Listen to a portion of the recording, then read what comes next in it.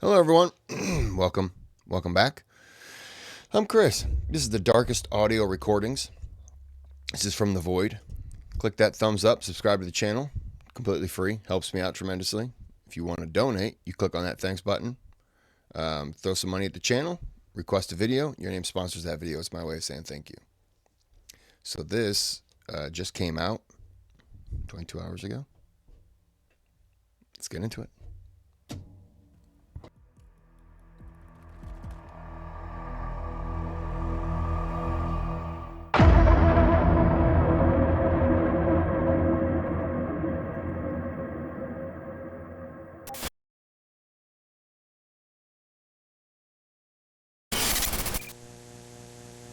The following is a repeat telecast of the 11 o'clock edition of News 4 New York. It was October 22nd, 1986, and for most people in New York City, it was just another busy morning. The streets were packed with cars, and radio stations were alive with updates on the usual gridlock. Among them was WNBC, and high above the city in the station's helicopter was traffic reporter Jane Dornacher. Jane had a style all her own. She spoke so quickly that it took real focus to keep up, but that was part of her charm. New Yorkers tuned in not just for her traffic updates, but for her energy, and the occasional personal touches she slipped in, like a shout-out to her daughter Naomi, reminding her to get out of bed and head to school. The helicopter itself wasn't new to Jane. She had been up in this very craft many times before. But what she might not have known was that it had recently undergone maintenance following a series of technical issues. Still, with the mechanics cleared, Jane took her seat, headset on, preparing to deliver her signature rapid-fire updates. That day started like any other. Jane took off in the WNBC helicopter, ready to guide her listeners through the morning gridlock.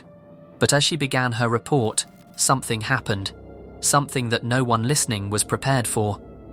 At 4:44 p.m., the Enstrom F-28 helicopter Jane was aboard was flying at roughly 75 feet above the Hudson River when it began to experience catastrophic mechanical failure.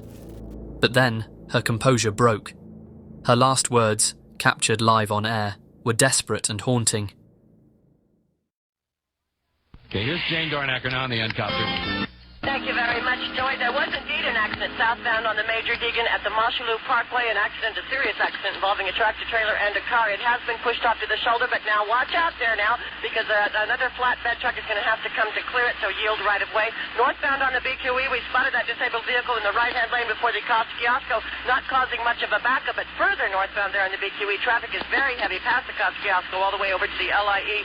The outbound Holland Tunnel, extra heavy for you right now. Earlier there was a car fire at Hudson and Canal Street. It has been cleared about heading to New Jersey. The outbound Lincoln Tunnel looks a lot better for you in New Jersey. Get the water! Hit the water! Hit the water! What happened next unfolded in an instant. The helicopter nosedived sharply, striking the top of a chain-link fence on a pier near the Hudson River before crashing into the water.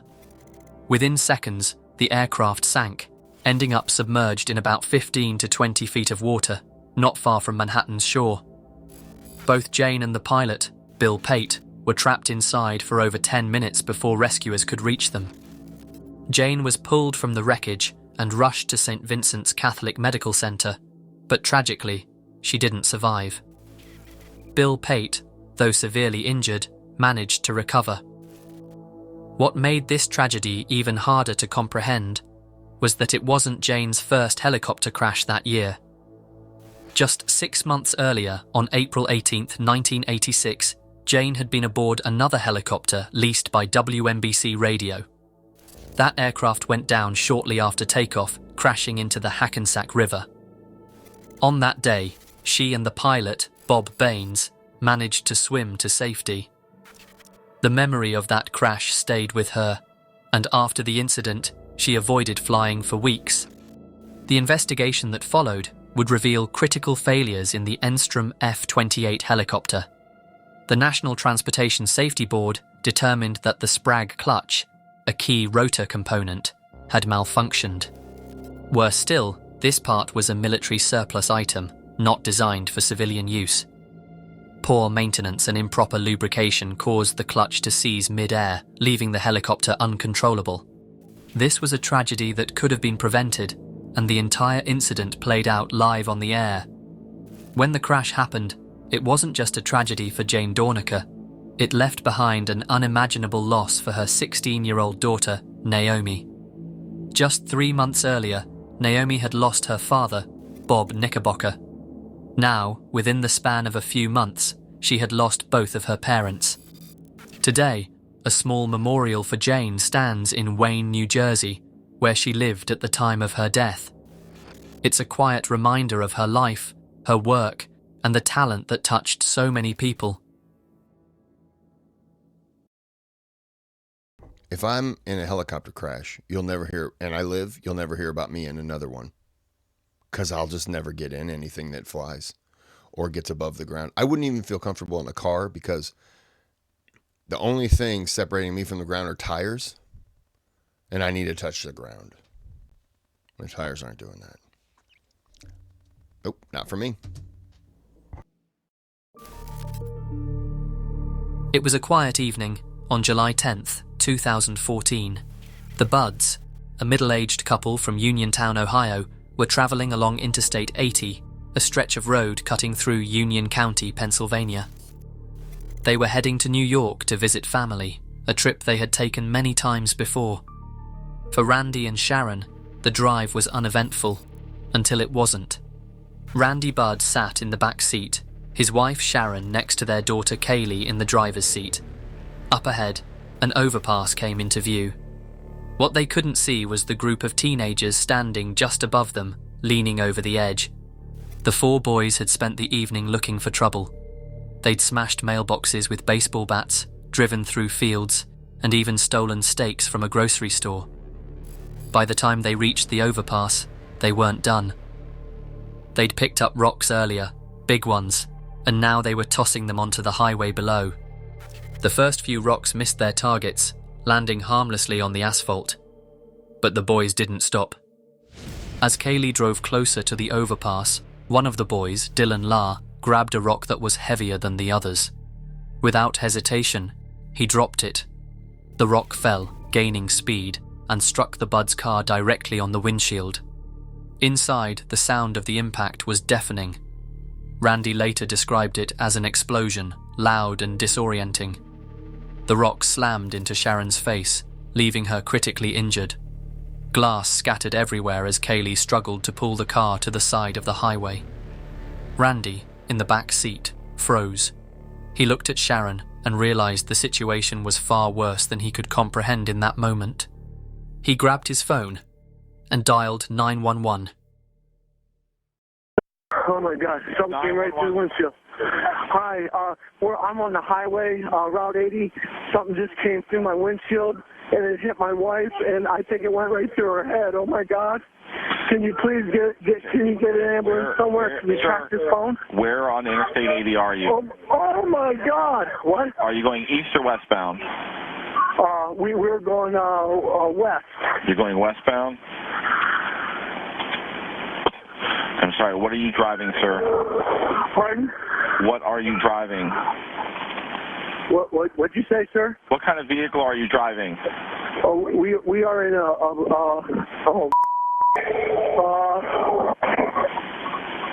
we're in a Rogue, a Nissan Rogue. Pulled off on the left-hand side. This is bad. Okay, what color is your vehicle? Something came right through the windshield, sir. I understand. What color is your vehicle? And you know what, sir? I cannot hear you. What color is your vehicle? It's black. Okay, do you have the 4-ways on? Hold on here. Hold on. Hold on. Hold on here. Yes, I do now. Okay. There's a rock that came in. She is grasping for her life. Okay, what is your name, sir? My name's Randy Budd. The phone number you're calling Oh my from? God. Half her brain's gone. Oh my God. Oh my God. Is there anybody else in the car with you? Yes, my daughter was driving. All of a sudden, there's an explosion. A rock went right through the windshield and hit her right in the head. Okay. How old's your wife, sir? Pardon? My wife is 53. 53. Okay. All right, sir. We're going to send some help out there to you, okay? In the meantime, try not to move your wife. Don't touch anything, and we're going to get some help for you. Yeah, okay. We won't touch anything. Don't touch anything, Mom. So you have us located? Yeah, I know where you're at. Okay. Okay?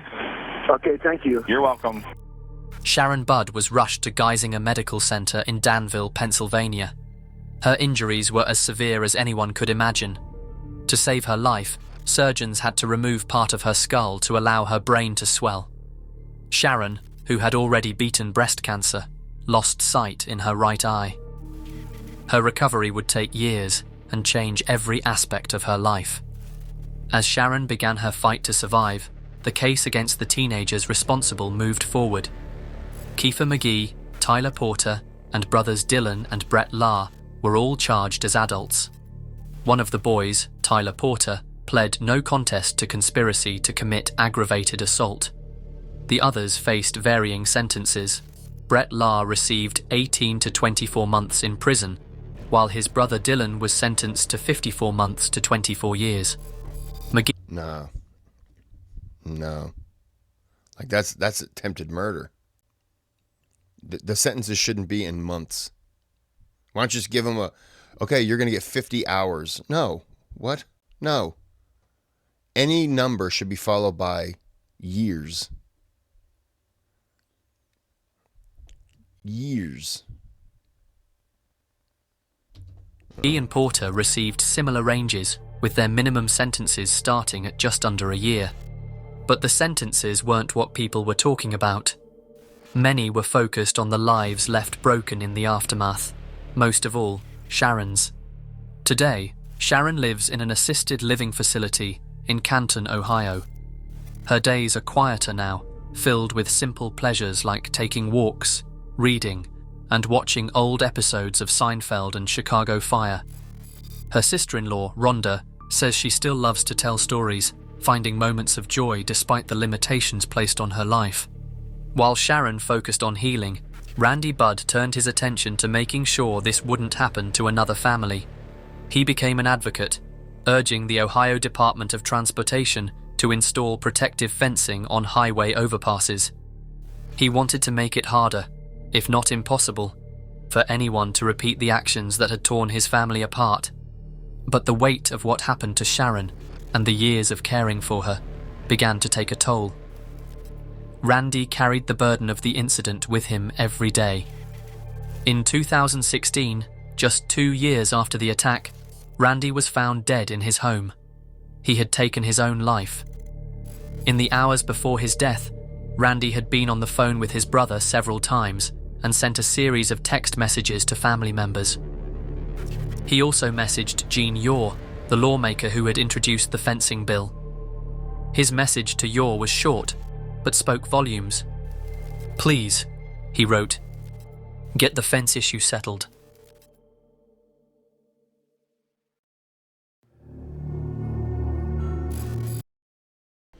The fact that she lived. I don't care what the condition is so much now. The fact that she lived is amazing.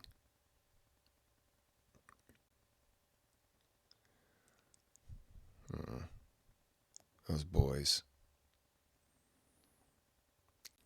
Yeah, I would have been hunting them down. I would have been like John Wick. Yeah, oh. That guy killing himself. Jeez. It's August 22nd, 2006.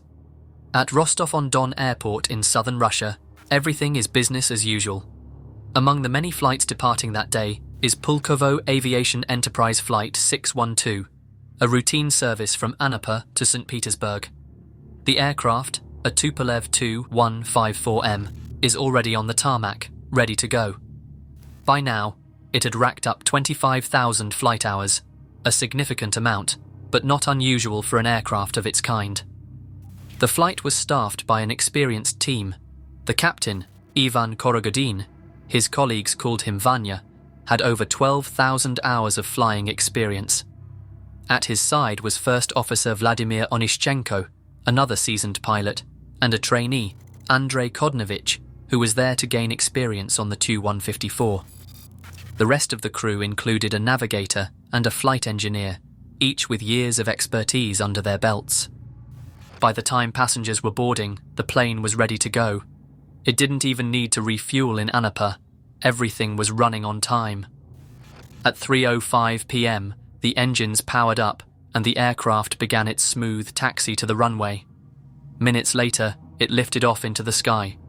For the first part of the journey, everything was quiet, just as it should be. The pilots communicated with air traffic control, passengers settled into their seats, and the plane climbed steadily toward its cruising altitude. To everyone on board, it felt like the start of just another uneventful flight. At 3:33 p.m., the turbulence intensified and I'm so stupid. I didn't pay attention to the wing. I saw this and thought, uh-oh, are there UFOs? I'm so stupid. the crew requested permission to climb to 39,000 feet. Higher altitudes often help pilots navigate rough weather, and air traffic control granted their request. By 3:35 p.m., the aircraft reported reaching the new altitude. Immediately after 3:35, the autopilot was disengaged. Almost immediately, the situation deteriorated. The stall warning sounded, a loud, urgent alarm designed to alert pilots that the aircraft was losing lift. Within seconds, the Tu-154's angle of attack increased sharply, reaching an almost vertical position of 46 degrees. The plane's forward airspeed dropped to 0. The crew's worst fears were unfolding. The aircraft had entered a deep aerodynamic stall. The final minutes in the cockpit were filled with a mix of frantic commands, desperate attempts to regain control, and eventually, the realization that the situation was beyond saving. The cockpit voice recorder captured every second of this.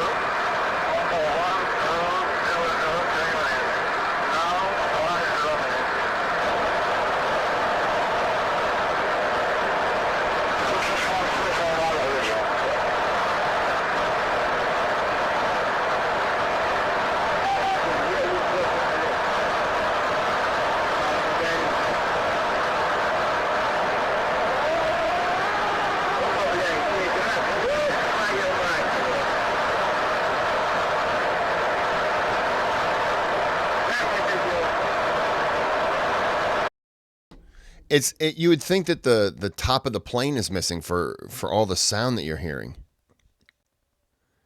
And there's so much conversation. You can hear people talking, but that you can't make out anything. I don't think anyone could.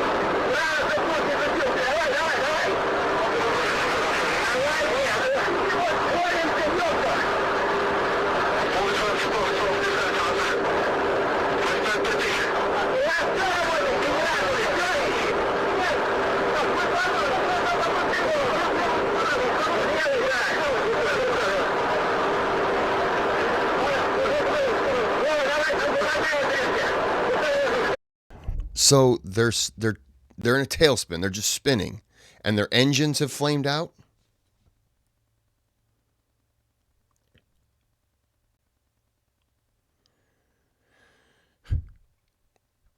I mean, if your engines are gone, I don't know how many engines. They might have 4 engines. I don't know. But if, let's say, 2 engines are gone, and you're in a spin,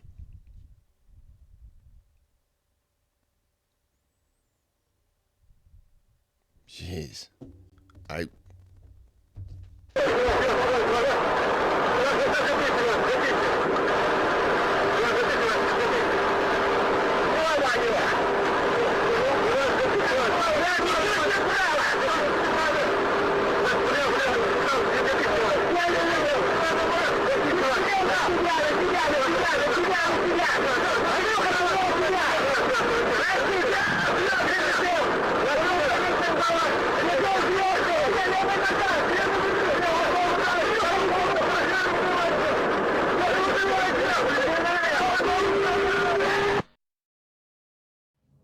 At 3:38 p.m., just 3 minutes after the autopilot was disengaged, Flight 612 crashed near the village of Sukha-Balka, about 45 kilometers northwest of Donetsk. The impact was catastrophic, taking the lives of all 170 people on board instantly. Witnesses on the ground described seeing the plane plummeting out of the sky before bursting into flames upon impact. Among the wreckage, some passengers still strapped into their seats were visible, but none showed any signs of life.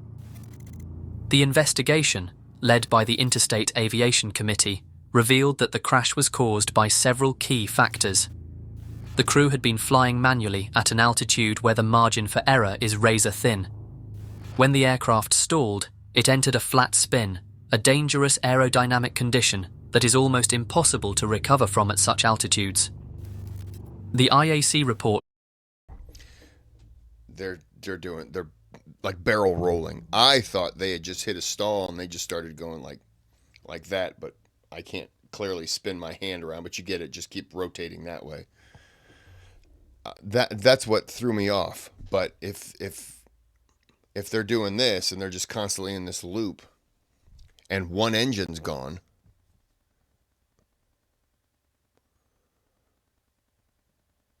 I don't know anything about planes other than they somehow magically lift into the air and then wheels, and there's a guy in there with like a stick thing, and he's like, "Thanks for flying," and then they land. That's all I know about them. It's all magic after that. So, pointed out major issues. The flight manual and training didn't properly prepare the crew for manual pitch control at high altitudes. Without proper simulator training, the pilots weren't ready for this kind of situation. On top of that, choosing to climb into turbulent weather made things worse, setting off a chain of events that quickly spiraled out of control.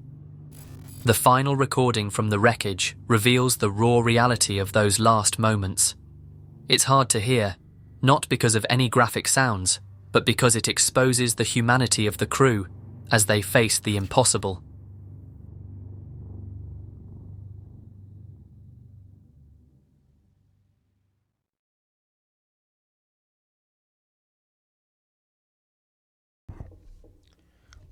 go back real fast.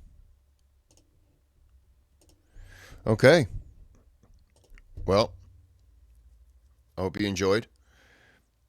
Not like that. I hope you enjoyed is the bad way to put it, isn't it, man? Yeah, not a whole lot to say. I mean, that was very uncomfortable. I'm still pissed at those kids. Oh. All right. Well, we're going to end this here. Till next time. Have a good day. Have a good night.